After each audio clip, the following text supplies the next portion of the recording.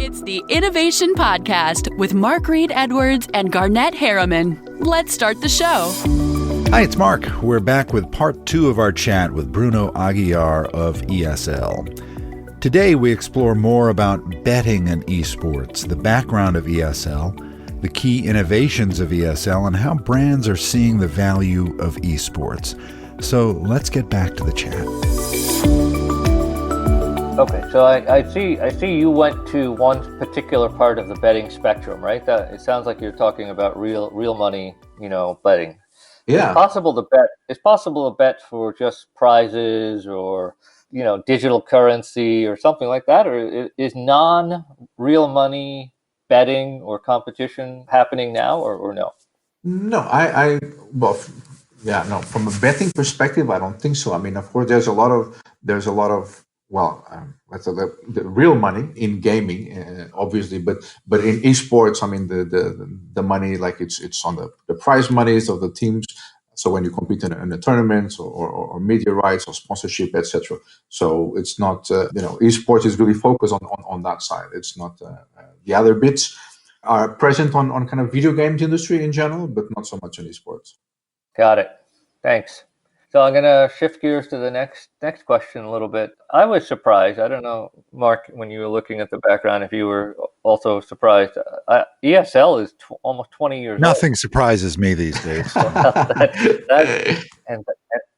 And that is why you are the boss here, because you've seen everything and done everything, and your equanimity is rivaled only by your prescience and intelligence.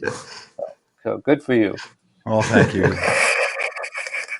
So ESL is almost 20 years old, and even still, it may not be so well known to like mainstream folks, non-gamers, non-technology folks. Can you give just a quick background on ESL and the sort of like key milestones or key innovations, maybe key Sure. first, key first, that ESL is known for?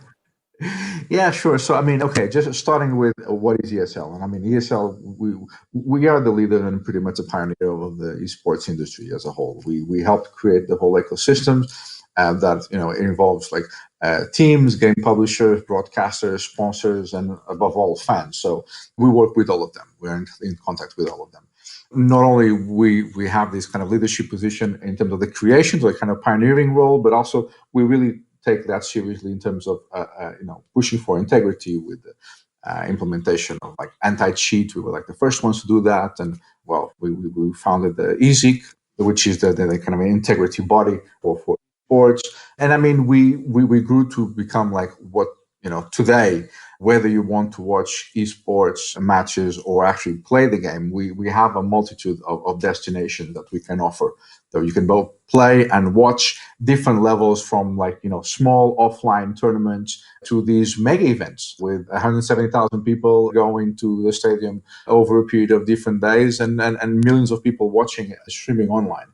So what we try to do is really kind of like keep the path that we call from zero to hero as short as possible. And zero to hero means that, you can start as an amateur, and we want to give you all the possibilities to become kind of a professional athlete. So we have a place for you when you are an amateur and when you are growing up all the way to kind of like becoming like a pro player. So in terms of first, so ESL was founded in 2000.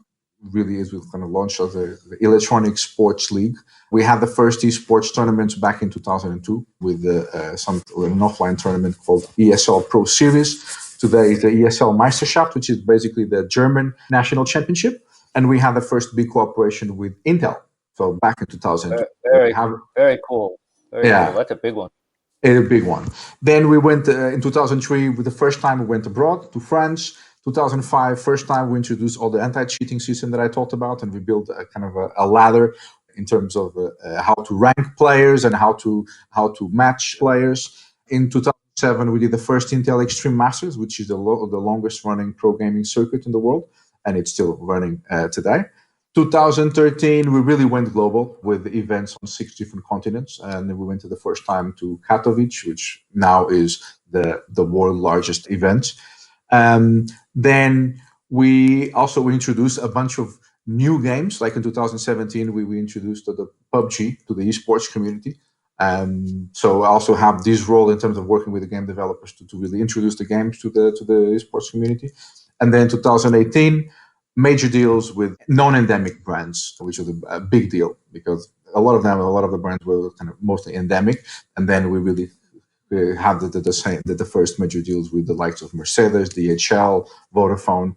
And just this year, I would say, refreshed our brand identity. So that's kind of like the latest big thing to really focus on our positioning and to really talk with the fans and really market ourselves in a way that hasn't been seen before in the industry of esports.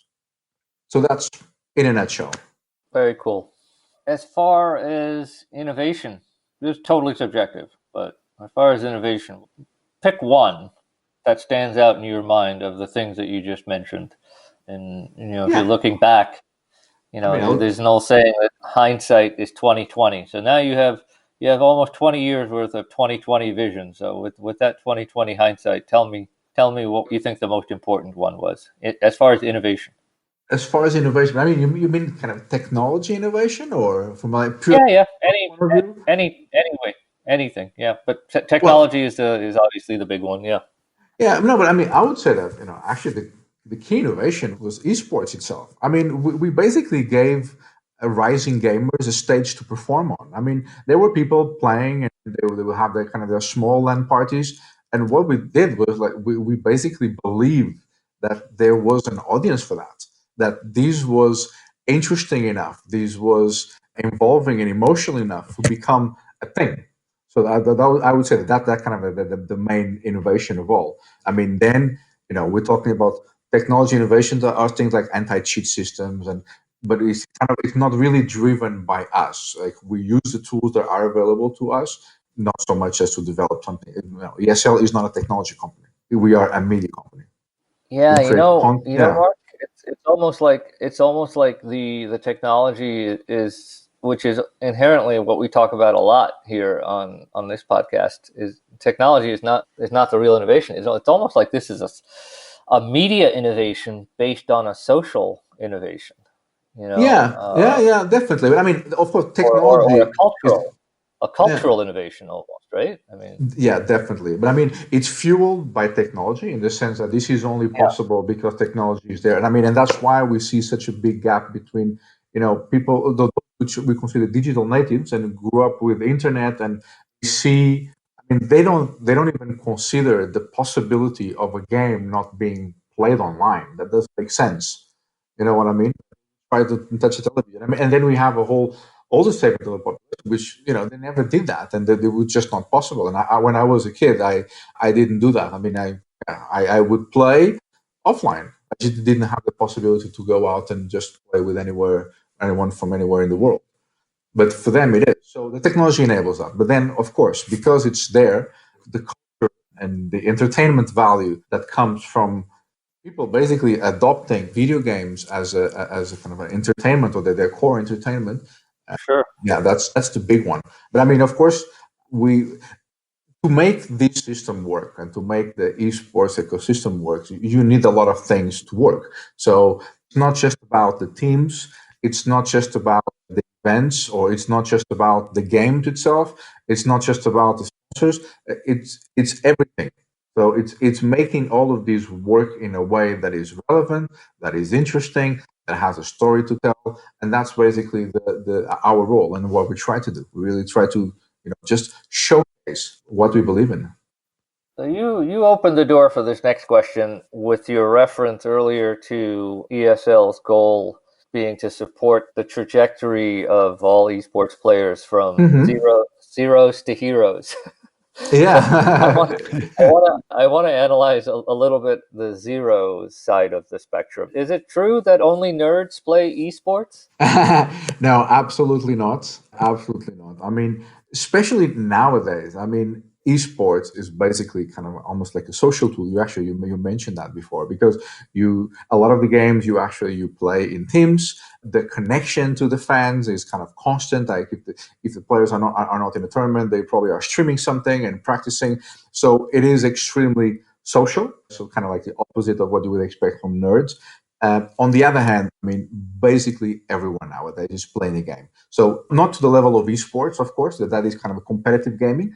But when it comes to playing games, like especially like on a mobile, for example, everybody plays games. So it's something that is, before could be, restricted to a limited number of people, but nowadays everybody has a smartphone and everybody's playing a game.